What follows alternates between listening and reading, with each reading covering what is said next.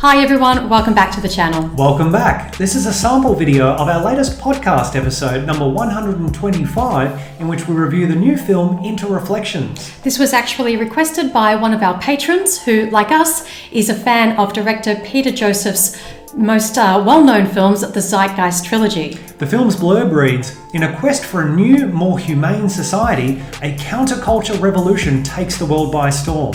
In the first of the Interreflections trilogy, we look back to the modern world and wonder how it was we managed to survive as long as we had." We asked the same question.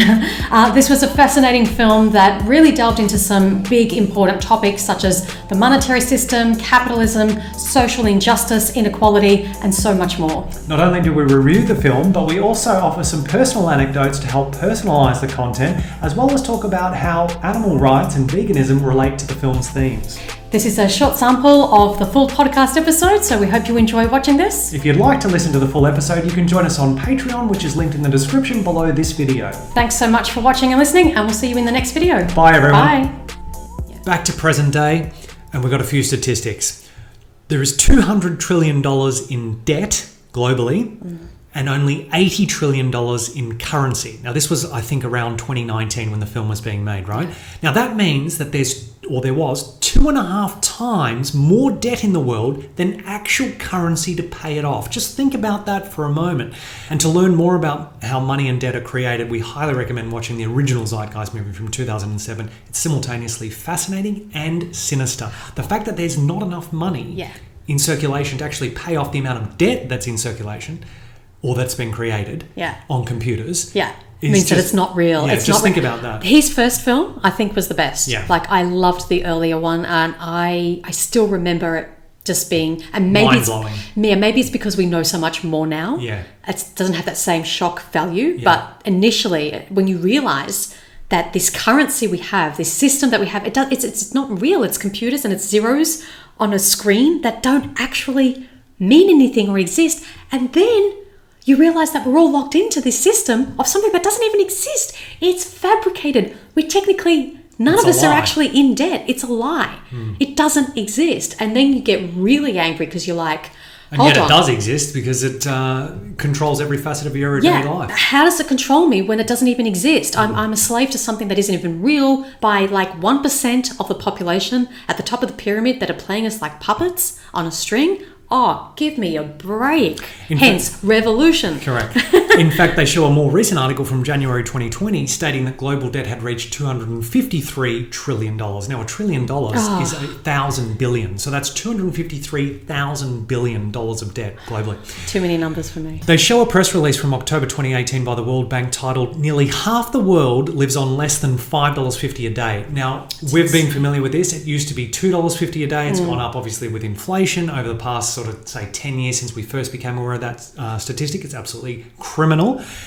They juxtapose this with an article from The Guardian in January 2019 titled, "The world's 26 richest people own as much as the poorest 50%, says Oxfam." No. Now, at that time, 3.8 billion people made up the poorest half of the planet's population. So at that time, 26 people owned as much as 3.8 billion people. If that is not disgusting, evil, sinister, despicable, obscene, I don't know what is. It says that it doesn't work. The system doesn't work. And you know, where are they making all this money off? Us. The majority at the bottom of that pyramid that are doing the work, are generating the income for those 26 people. Yeah.